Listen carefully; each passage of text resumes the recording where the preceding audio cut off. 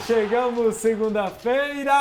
Mais uma semana, começando assim, ó, combinando. E a gente nunca combina, tá? A galera deve E pensar detalhe, que a gente combina. nenhum dos dois é palmeirense. Não, mas eu sou Coritiba, é verde e branco, então tá tudo certo. Ó, hoje tem muita coisa, final de semana foi repleto de acontecimentos, então vamos ser bem rápidos e já começar com nossos destaques do dia. Olha só, mas quem diria? Vasco da Gama vence o Flamengo no Carioca. E o retorno triunfal dele ao pódio da Fórmula 1, Fernando Alonso. Mas quem levou a melhor mesmo foi ele, que já começou a temporada 2023 com o pé direito, Max Verstappen. No futebol paulista, quem levou a melhor foi a Lusa, que conseguiu fugir do rebaixamento. No esporte regional, o sofrido adeus à Série A2 pro Taubaté, que perdeu mais uma e não tem mais chances de classificação. Já pro São José, a Águia do Vale embalou com a 6ª vitória seguida na A3. Na Copa Brasil de Vôlei, São José fica com o vice-campeonato após perder pro Sada Cruzeiro. No basquete, vitória centenária para a Águia, que bateu Brasília fora de casa. E tem ainda as emoções da Copa BMX de Freestyle, disputada em Taubaté. Muito esporte por aqui hoje, a gente abre o programa falando tudo aquilo que rolou no fim de semana com transmissão da Band, Carioca, pra felicidade dos vascaínos e Fórmula 1 com ele, mais uma vez, Max Verstappen imbatível.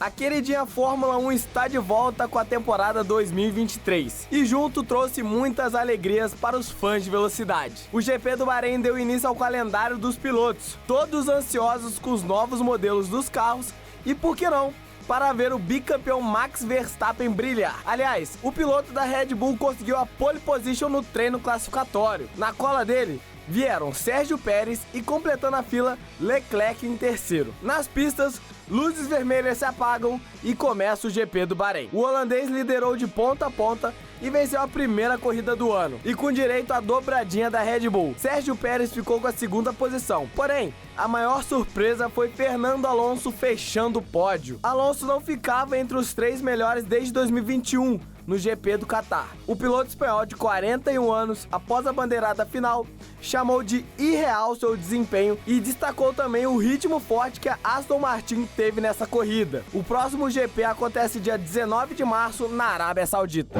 E ontem Flamengo e Vasco se enfrentaram pelo Campeonato Carioca. Jogando para quase 70 mil pessoas, o Clássico dos Milhões foi recheado de emoções num jogo marcado por confusões e brigas nos arredores do Maracanã. Em campo, o Vasco da Gama venceu com esse golaço de Puma Rodrigues. O lateral uruguaio aproveitou a sobra e mandou esse torpedo na rede de Santos. Pedro Raul perdeu 3 grandes oportunidades de ampliar o placar. O atacante carimbou a trave 2 vezes e teve um pênalti desperdiçado. O Flamengo também chegou com muito perigo com Arrascaeta, Gabigol e Cebolinha, mas pararam em Léo Jardim, que foi eleito o melhor da partida. Tem que respeitar o meu gigante da colina. E para fechar o resumo da nossa programação, hoje às 11 horas você confere Denver Nuggets e Toronto Raptors pela NBA. Os Nuggets seguem líderes da Conferência Oeste e o Raptors segue na 9ª colocação da Conferência Leste. Fórmula 1, Carioca, NBA, UFC, você acompanha aqui na tela da Band.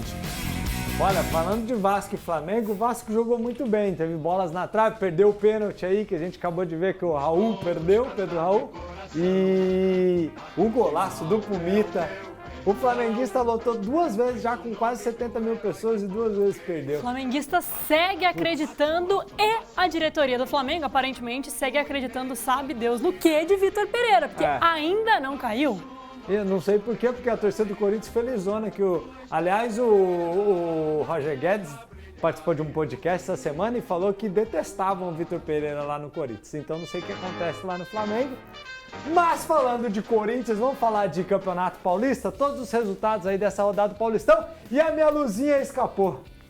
O fim da fase de grupos do Paulistão levou aos torcedores muitas emoções nessa última rodada. Corinthians e Santo André abriram a 12ª rodada e o Timão venceu por 3-1. Yuri Alberto marcou 2 vezes e Paulinho, depois de uma grave lesão no joelho, agora já recuperado, guardou o dedo. O Timão se classificou em primeiro do grupo C e agora pega o Ituano nas quartas. Líder geral da competição, o Palmeiras ficou no empate por 0-0 contra o Guarani, no Brinco de Ouro da Princesa. Jogando com os titulares, o Verdão não conseguiu marcar, mas manteve a primeira colocação na classificação geral. Agora, o time de Abel Ferreira pega o São Bernardo na próxima fase. Falando dele, o Berno perdeu a chance de virar líder da classificação geral e foi batido pelo Água Santa em casa por 1-0. Já o tricolor paulista voltou a vencer. Dessa vez superou o Botafogo no estádio Santa Cruz.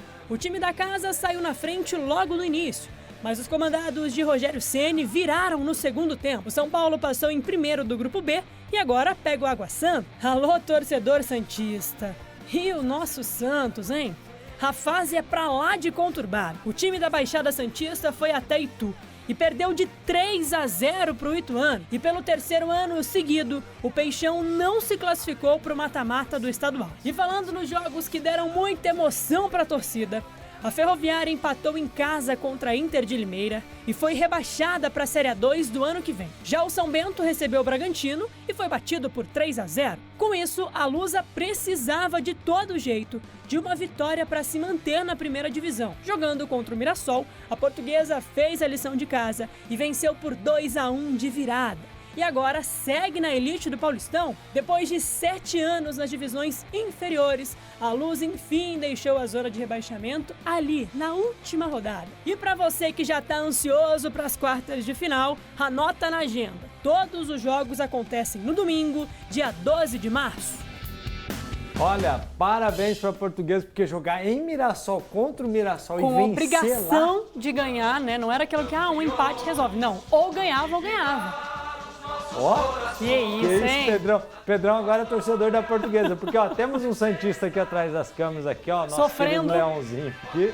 O Pedrão santista falou que foi ver o jogo, já tava 3-0 pro Ituano, já desistiu de assistir. Ligou a televisão e já falou, meu Deus, o que tá acontecendo? Olha, falando em goleadas. Nossa, enquanto eu vou falando Santos aqui, você já vai acompanhando o número de gols que rolaram. Ontem, um verdadeiro passeio no campeonato inglês. No maior clássico do país, Liverpool atropelou o Manchester United. Jogando dentro de casa, os Reds anotaram 7-0. Esse foi o maior placar da história desse clássico. Os gols foram marcados por que nome, que momento. Darwin Núñez, Salah, todos eles marcaram por 2 vezes. E ainda fecharam a conta com Roberto Firmino. Além do placar histórico, Salah quebrou mais uma marca. Com os gols de ontem, o egípcio chegou a 129 gols e virou o jogador com mais gols em Premier League pela Liverpool. Mas 7-0 num clássico. Né? Não, ele tá forte, o Salah tá, Salah, né? Ali tá, porra, tá comendo muita salada aí. Nossa, que piada idiota. Gol do Firmino, do brasileiro aí no final. Sim. Esse gol aí, ó, o último gol dele. E ó, vou te falar que o Liverpool, que o Tottenham começou melhor que o Manchester. Que o Manchester começou melhor. Teve um gol do Casemiro, que foi anulado. Teve umas defesas boas do nosso goleirão da seleção, Alisson. Mas aí no fim começaram a tomar um gol atrás do outro. É assim, jogo de 7, a gente lembra daquele 7-1. De repente começa a sair gol e não para mais. E desse jeito foi o maior clássico aí de olhando o resultado, parecia um time de Série A contra um, assim, que tava lá perdidinho em campo, né? Mas não, era um clássico, o maior clássico inglês, chamando a atenção mesmo. Pelo amor de Deus. Hora do intervalo, a gente já volta, tá bom? Daqui a pouquinho.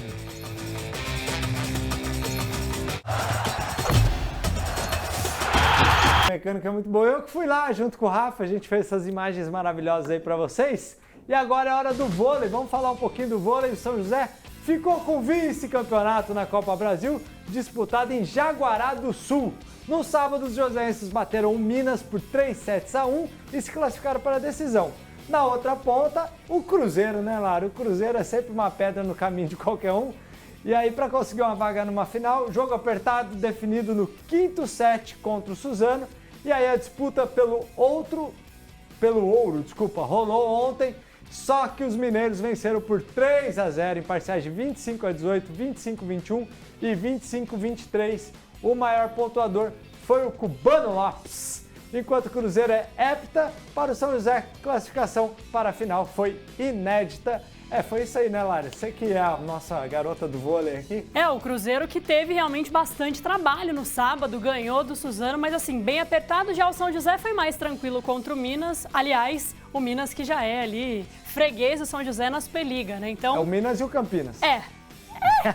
Deu a lógica, na final também deu a lógica, o Cruzeiro venceu por 3-0, mas isso não apaga o mérito realmente do São José, que chegou pela primeira vez nessa decisão, agora é o segundo melhor time do Brasil, né? Exatamente. Se a Copa Brasil contar que enfrentar assim. o Cruzeiro é sempre difícil, o Cruzeiro vem muito bem há muitos anos, Sim. né? E pra você que não entendeu, o Lopes, maior pontuador, é que na Copa Brasil o sistema é diferente, o Lopes está suspenso só na Superliga. Falar de basquete também, notícia boa, jogando fora de casa no sábado, o São José Basquete bateu Brasília por 100-94 e agora se recuperaram no NBB. A Águia, enfim, quebrou uma sequência já de 2 derrotas seguidinhas. Na partida, Diego Figueiredo foi o destaque, com duplo-duplo. Cestinha do jogo com 27 pontos e ainda 10 assistências, além de anotar 3 rebotes. A equipe joseense já soma 12 vitórias em 26 jogos na competição e ocupa a 10ª posição na tabela. E hoje é dia de mais um jogo. Os comandados de Sebastião Figueiredo encaram Cerrado fora de casa às 8 da noite. O importante é garantir mais 3 pontos, Lucas. É verdade, fez 100, lembra que a gente sempre fica discutindo aqui? Pô, não sai mais de 100 pontos na NBB, mas dessa vez saiu, São José venceu e estamos em casa aí. E agora sim, é hora de falar da nossa Águia do Vale, 6ª vitória seguida da Águia na 2, São José 1-0 em cima do Capivariano fora de casa. Para esse jogo, a Águia tinha a difícil missão de não tomar gol do melhor ataque do campeonato. O retrospecto era favorável, já que nas últimas 5 partidas foram 5 vitórias da Águia com 6 gols marcados e apenas 1 sofrido. Com esse cenário e com a confiança lá em cima, os comandados de Ricardo Costa buscavam mais uma vitória fora de casa. O São José jogou bem, aproveitando os contra-ataques e a velocidade em campo. O Capivariano tentava avançar o time para passar da defesa da Águia. Esse foi o cenário a partida toda. Os visitantes se fechavam e, quando roubavam a bola, devolviam a posse para os mandantes, que tentavam de qualquer jeito chegar ao gol adversário. A Águia chegava ao ataque por meio de bolas paradas e, aos 39 do segundo tempo, depois de um lateral arremessado na área, a zaga desvia 2 vezes, mas a bola sobra no pé de Pedro, que finalizou de primeira e abriu o placar. Os mandantes até tentaram empatar, fazendo uma pressão nos últimos minutos, mas a Águia segurou bem o resultado. Final de jogo, 1-0 São José. Com o resultado, os visitantes se mantêm na 4ª colocação com 21 pontos e agora entram na briga de vez pelas primeiras posições, já que Capivariano e São Bernardo, 3º e 2º lugar respectivamente, estão apenas 1 ponto na frente, com 22. Olha, agora já é tradição, hein? O São José joga, o campo tá sempre encharcado, é uma batalha toda vez. E parabéns, a vitória Pedrinho. sempre por 1-0 ou em 90% dos jogos. E parabéns, Pedrinho, que fez esse gol. E eu tô descolando uma camisa para sortear. Em parceria com a Estéreo Vale aí, com o São José, vamos sortear uma camisa para vocês da Águia do Vale. Olha, mas nem tudo são flores. O fim de semana foi bastante pesado para o Taubaté, que viu a classificação para a Série A2 escapar realmente pelas mãos, acabou perdendo em casa para o Novo Horizontino e não tem mais chance alguma na competição. Em campo, logo aos 2 minutos, o Taubaté teve uma boa chance de abrir o placar depois dessa falta cobrada. Mas ninguém chegou a tempo para desviar a bola para o gol. Nessa jogada, Marcelinho recebeu sozinho, avançou e ficou cara a cara com o goleiro. Jorgemi até fez boa defesa, mas o árbitro já havia marcado impedimento. Nessa falta perto da área dos rivais, Jean cobrou fechado. A bola parou na pequena área e no bate-rebate, quase o Taubaté abre o placar. Aos 39 minutos do primeiro tempo, no escanteio, Giovani abriu o placar após cabeçada na primeira trave. 1-0 para o Novo Horizontino. O Taubaté até tentou empatar, mas acabou sentindo o gol, e assim acaba o primeiro tempo. O Burrão começou melhor na segunda metade do jogo. Marcelinho arriscou de fora da área, a bola sobrou para Macena, que finalizou, mas de novo estava marcada a posição de impedimento. Com o técnico Roberto Cavallo avançando o time, os mandantes acabaram deixando alguns buracos na defesa que foram aproveitados pelos visitantes. O Novo Horizontino continuava atacando. Nesse lance, quem brilhou foi o goleirão William Menezes. O nervosismo começou a tomar conta dos jogadores do Burrão, que tentavam chutar ou cruzar de qualquer distância. Aos 35 minutos do segundo tempo, depois de um cruzamento despretensioso, a zaga do Burro da Central, mal posicionada, vacila e a bola sobra para Rômulo, que sozinho tocou de primeira tirando do goleiro. 2-0 no placar. E ainda deu tempo para mais um. Depois do cruzamento, a bola sobrou para Heverson, que finalizou cruzado sem chances para o goleiro. 3-0 e o adeus à chance do Taubaté de avançar do Paulista da Série A2 de 2023. Com o resultado, os mandantes se mantiveram na 11ª colocação com 15 pontos, mas o Comercial, que é o 8º colocado, conseguiu um empate sofrido contra a Ponte Preta em 1-1. E chegou aos 19 pontos. Agora, a equipe de Ribeirão Preto não pode mais ser alcançada pelo Burrão. Eu já quero aproveitar para pedir desculpa em nome da comissão técnica e dos atletas, que nós viemos aqui com o intuito, contratado pela diretoria, que está de parabéns por tudo que fez. Nunca faltou nada, sempre dando o seu melhor, com empenho e condições. Explicar uma derrota, uma coisa, sempre é muito difícil, né? Da maneira que foi. Vocês lembram que quando começamos o campeonato, ganhamos a Alemense aqui de 3-0, parecíamos até que nós tínhamos um time para brigar, mas o time, quando fez aquele jogo, eu me empolguei bastante, senti firmeza. Conhecendo a competição, eu vi que nós tínhamos condições melhores, mas infelizmente não conseguimos o objetivo primeiro, que era o acesso, quando começou o campeonato, e hoje estamos eliminados do campeonato. Porém, vamos deixar a equipe do Taubaté, onde nós pegamos, né, que não briga por rebaixamento. Bom, para analisar tudo isso, melhor que ele, Carmo, para falar sobre a vitória da Águia e o tropeço do Taubaté.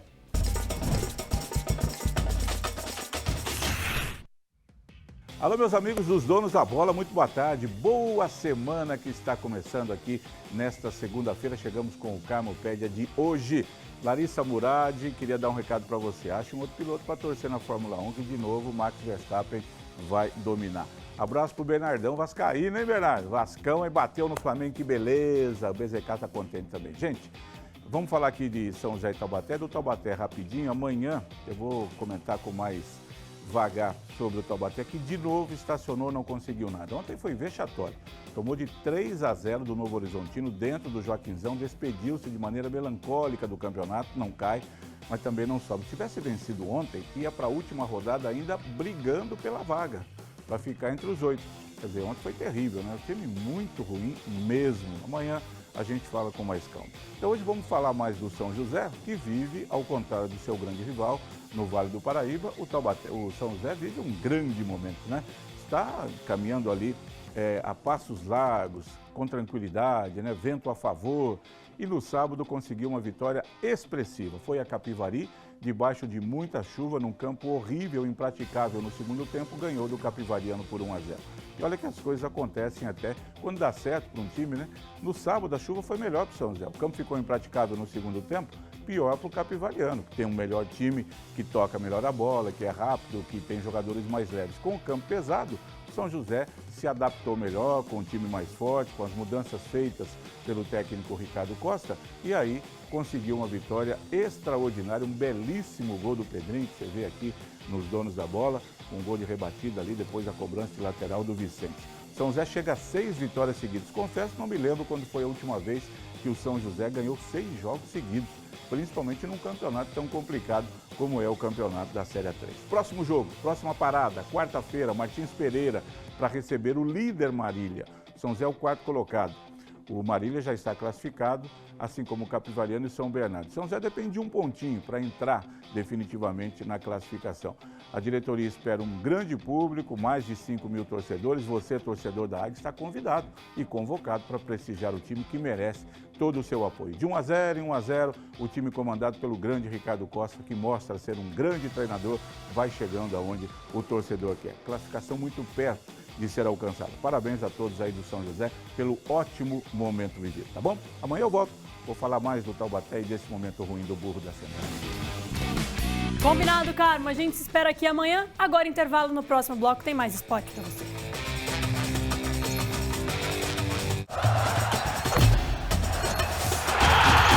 E agora a gente vai para uma Copa Internacional de BMX Freestyle. Nossa, e neste final de semana, Taubaté foi pela primeira vez palco da Copa Internacional de BMX Freestyle. Para os atletas que disputam a competição, essa etapa é muito importante, já que uma vitória significa subir algumas posições no ranking geral da modalidade. E por ali, não eram só os competidores que estavam animados. Para nós, muito importante, né, ter um evento como esse, um evento chancelado pela UCI, né, uma entidade internacional do ciclismo, um evento que mostra a força da cidade na modalidade BMX Freestyle e também trazer entretenimento entretenimento, lazer para os nossos munícipes de Taubaté, que todos possam curtir e fortalecer cada dia mais o espaço, né? O ginásio de esportes radicais aqui do Vale do Itaim, e com certeza estão se tornando referência na modalidade BMX Freestyle para todo o Brasil. A escolha para a cidade sediar o evento não veio à toa. O Taubaté BMX Freestyle é um time que vem ganhando força no cenário nacional e internacional da modalidade. Taubaté tem um histórico muito grande no BMX Freestyle e já faz 4 anos, a gente está indo para o 5º ano que a gente tem a equipe de BMX Freestyle de Taubaté, e é sempre muito gostoso estar aqui junto com a população de Taubaté, a gente que está sempre fazendo ações sociais nas escolas locais, com a molecadinha, tentando trazer muita gente para cá. Então assim, é um prazer enorme para nós representar Taubaté no nosso local, no local que a gente treina, que a gente anda todos os dias. E olha que esse tipo de esporte ainda permite um tipo diferente de preparação. Olha, o BMX Freestyle, ele é um pouco diferente dos esportes tradicionais que a gente conhece. A gente quase não usa a palavra treino, a gente dá rolê, a gente tá sempre na bike, a gente ama, mas a gente ama tanto que todos os dias a gente tá com nossas bikes andando. Talvez não seja aqui, talvez seja num rolê em São Paulo, no Rio de Janeiro, no Sul. A gente tá sempre buscando pistas novas, locais pra gente se divertir, interagir com outra galera de outros locais. Palco da competição, o ginásio do Itaim foi inaugurado recentemente e desde então a prática de esportes radicais vem crescendo na cidade. É gratificante pra gente poder mostrar o nosso esporte primeiramente. A BMX é um esporte que já vem de uma longa data, mas ainda não é muito conhecido, mas agora graças às TVs, a gente que está praticando, a esse espaço que é o Parque do Itaim, e essa galera vendo, acompanhando a gente, sentindo essa energia é muito da hora. É bom pra gente poder passar isso pra galera e ver que eles gostam, ver que tipo é bem legal. No sábado, aconteceram as finais. Disputaram o título da elite feminino e masculino. No masculino, foram 12 atletas classificados e no feminino foram 4. Cada competidor teria direito a 1 minuto para se apresentar em 2 oportunidades. Quem tivesse a melhor média ficava com a medalha de ouro. Começando pelo feminino, as meninas fizeram diversas manobras que levantaram o público, mas no final o pódio ficou assim: a argentina Valentina Beltramino em terceiro lugar, em segundo ficou a integrante da equipe de Taubaté, Derlane Dias Roque, e a grande campeã foi a paranaense Eduarda Bordion. Já no masculino, o papo foi outro. Como haviam mais competidores na final, a disputa foi ainda mais acirrada, cada um tentando fazer uma manobra mais radical que a outra. Grandes pulos, altas velocidades e diversos movimentos impressionantes, com direito até alguns front flips. Por conta do alto nível, os juízes demoraram para divulgar a nota, mas no final o pódio ficou assim. Em terceiro lugar, mais um integrante da equipe de Taubaté, Cauã Madonna. Em segundo lugar, o paulista Gustavo Batista. E quem levou o título foi o francês Kevin Fabreg. Pô, muito legal, hein? Você viu as manobras dos malucos ali, cê é louco. Conseguiria? Jamais. Jamais. Gente, amanhã a gente está de volta. Acabou Valeu. nosso tempo.